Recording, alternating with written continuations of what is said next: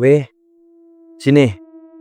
Buat yang nonton ini, yang bocil-bocil, yang masih sekolah, SD, TK, ataupun SMP. SD lah. SMP udah lumayan gede lah itu. Pokoknya apapun ceritanya. Kalau misalnya maghrib itu usahakan jangan sampai di luar, weh. Usahakan ya, weh ya. Kalau misalnya maghrib itu jangan sampai di luar. Karena aku baru mendapatkan sebuah kisah horor dari Fatir yang menceritakan tentang adiknya si Fatih yang hilang waktu maghrib, weh.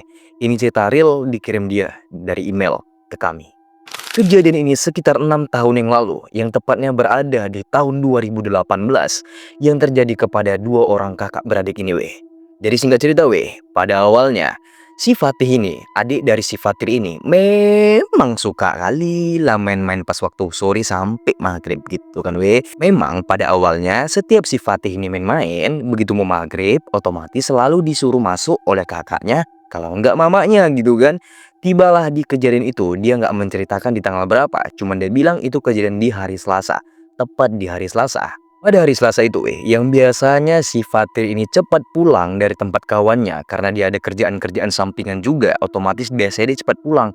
Cuman kali ini agak berbeda, dia agak terlambat pulang nih, di jalan karena macet. Dia bilang ke aku karena dia macet, kena macet, bukan karena dia macet, kena macet, dia macet di jalan, otomatis mamanya yang lagi sibuk-sibuk di perkebunan, kan gini, rumah, terus di belakang rumah itu semacam ada kebun-kebun orang itu, nah gitu kan. Nah, karena mamanya suka aling nanam-nanam sayuran segala macam, sawi dan kangkung dan semacam hal lainnya gitu kan. Oke.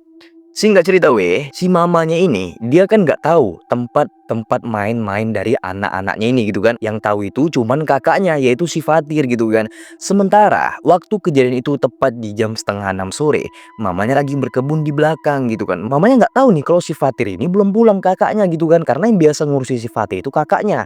Mamanya sibuk berkebun, si Fatir ini ngurusi kakaknya. Sementara si kakaknya ini belum pulang juga ke dalam rumah gitu. Mamanya juga belum tahu kalau kakaknya belum pulang gitu kan. Otomatis si anak si Fatih tadi nih, si Fatih juga bilang ke aku, si Fatih ini kalau misalnya agak payu juga bilangnya ya kan.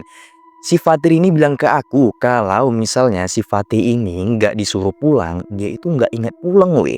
Mau jam berapapun dia lupa pulang gitu kan.